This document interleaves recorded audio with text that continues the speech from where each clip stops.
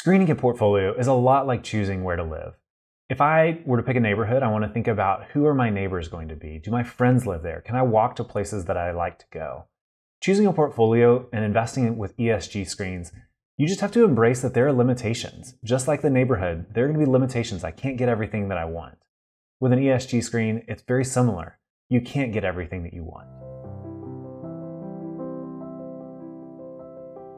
So Spencer, ESG screening, it stands for environmental, social, and governance. And these really became more popular after the great financial crisis of 2008 and 2009. And when we think about ESG screens, there's a lot of complexity to it. They're really popular in the news, and they can be really polarizing. What are some of the basics that we need to know and understand about screening ESG? Well, as you talked about, we're never going to be able to perfectly craft a portfolio that aligns with our core values. We've never met two investors who are exactly the same.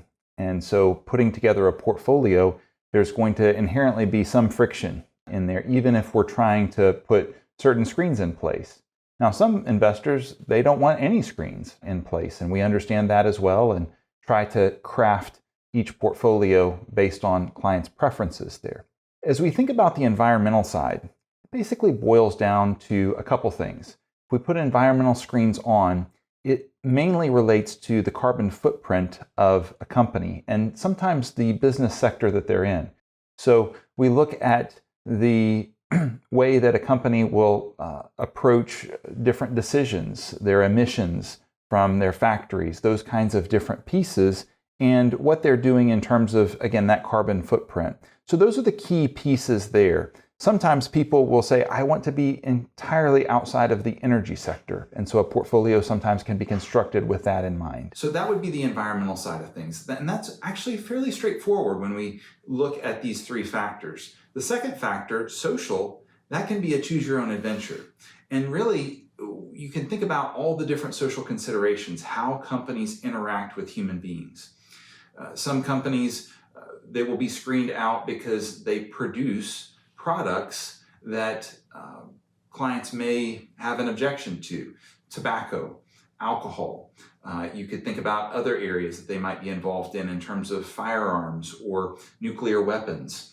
You could think about other areas that they might be involved with in terms of their stance on LGBTQ issues, whether they are more actively promoting the priorities there, or whether they're even in opposition or neutral there. A screen can go either way there, and we see that oftentimes either way. Sometimes a screen on the social side of things will be based on religious preferences.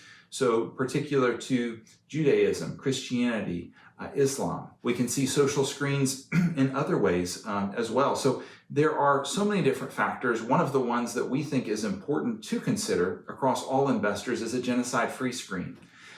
There are a number of different companies that are doing business with North Sudan and some other regimes that engage in genocide, and they pay large sums to those regimes, those governments, for access to their materials, their precious metals, mining operations, and then the governments turn that around and they basically murder a subset of their people. So we think that it's important to put a screen there. Now, the nice thing is for U.S. companies, they're not even allowed to engage in business operations in these different places. Again, you could look at North Sudan or North Korea or some of the other places. But that social side of things, we think it's important to be able to screen out the handful of different companies in the emerging markets as well that engage in that space. The last piece there is the governance side of things. And this is something that sometimes is surprising to people, that you can actually have this as a screen, but there are some companies that are governed, their board of directors, their CEO, their executive suite, they're compensated in particular ways that may be antithetical to a good rate of return over long periods of time. So there might not be alignment of incentives. Also, sometimes if the board does not represent some level of diversity, or if the board just is not independent. That's a big one, because sometimes you can have a CEO that has basically handpicked all of the people on the board, and there's not a level of independence, which also leads sometimes to very poor decision making among boards. If you have just a bunch of folks that are going to rubber stamp whatever the CEO says, pay the CEO a ton of money, and not really have an appropriate level of accountability. So lots of different pieces on the governance side of things too, that companies can be screened based on how they approach that senior level management and their board of directors. Spencer, those are a lot of, I think, things that people can oftentimes get behind. Whether it's wanting to screen out things that you disagree with, I think that's a common concern. We choose where to shop based on some of these factors as well. So thinking about that in an investment portfolio makes a whole lot of sense. As I consider the broader landscape of ESG, I think there's some critical things that we need to really wrestle with if we're going to go down this road. And one of the things that I think was helpful for me is there's a book by Tim Keller called Every Good Endeavor. And in this book, he gives an example where he talks about building a chair. And, I've built a chair before. It was very rudimentary. I was in late high school, early college, and it was really poorly made. But I needed nails, I needed wood, and I needed a saw. And so as I tried to build this chair, thankfully I had all of those things with me. But as he pulls it apart, as Keller pulls it apart, he says, well, what if you didn't have the hammer? What if you didn't have the saw? What if you didn't have the nails? Where are you going to get those things?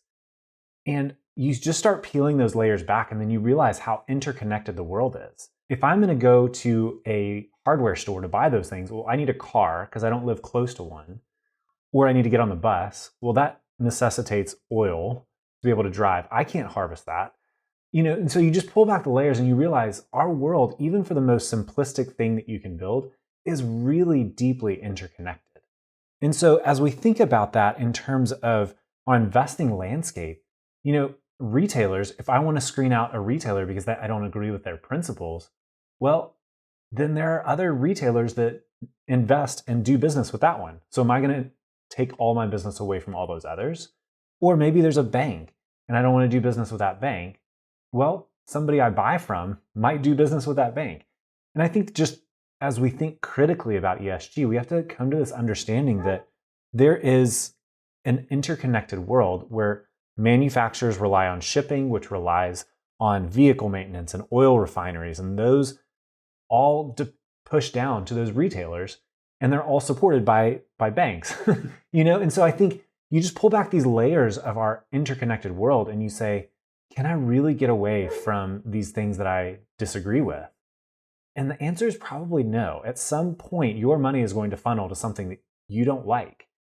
And I think it's how far away from this norm do we want to get? How far away from the system do we want to get? And as I think about it, we look at Exxon, one of the big companies in the S&P 500. And as of April 17th of 23, the S&P 500 had a little over 1.3% in Exxon. That's its total holding. And that amount, if you had $250,000 invested in the S&P 500, amounts to about $3,400 of stock in Exxon. And that's about 29 shares at that time. And so Exxon pays a quarterly dividend of about 90 cents. So yeah, you'd participate in the growth of Exxon over time as long as you held that stock or the S&P 500 index. But you'd get about $100 per year in dividends from those 29 shares. So as we think about that, you're earning $100 a year in dividends, but you're also participating in the growth. But let's think about it maybe more critically on a consumer side of things. Yeah, and that's the interesting thing because, okay, you own $3,400 worth of that stock. You get about $100 of dividends, which that's something. Mm-hmm. At the same time, when I look at my wife and I, we both drive cars and neither one of us have an electric vehicle. And when I look at the amount of mileage that we put on, maybe something like 10,000 miles each in a given year, that's probably spending, with current gas rates and miles per gallon and all those kinds of things, something like $3,000. Mm-hmm. So I may own a little bit of Exxon stock, and I might own much more if I have, more in that particular investment.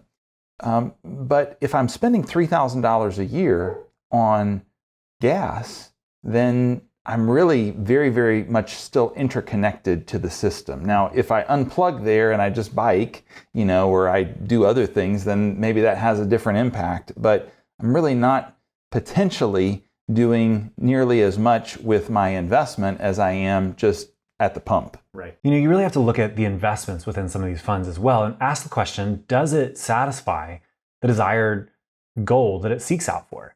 And, I looked at one minority empowerment fund, and it has over 20% of their fund in some of the largest tech companies.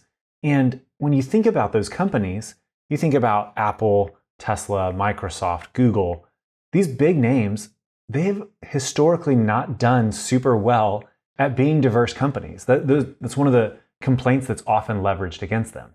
But because they have some of these social policies in place, they may get flagged as more ESG friendly companies.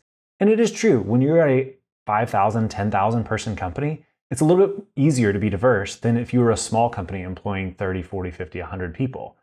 But I think we just have to pull back that layer and say, is a policy satisfying? And yeah, the fund may do what it says that the companies are doing, but are we satisfied with that as an actual screen? And I think that's where ESG gets just into that complex realm, because there's a lot of gray lines when it comes to investing. It's really interesting too, with some of these screens, some of the screens will only reward companies that are taking steps actively towards becoming more green. So Tesla didn't meet one of the screens here recently, and it was big news because most people would consider them very environmentally focused because they're an electric vehicle manufacturer, but they didn't meet one of the screens because they weren't becoming more environmentally focused and conscious because they're already kind of there. So a firm that had done a terrible job over the years but made a small step would have been favorable to that screen, but Tesla did not. So we have to be careful as we think about where we invest funds relative to even the screens that are set up. So as we pull all things together, just come back to that idea that each person is unique in their core values. And so if you want to take a step towards aligning your investments with your core values, wonderful.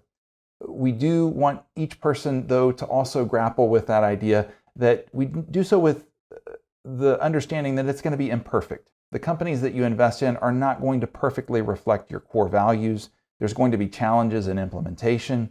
And if you think that you really want to change the world with your investments, you may find that it doesn't change quite as much as you think there. But if your desire is to sleep better at night because your investments are aligning with your core values, then that's certainly admirable, and we can work towards implementation there.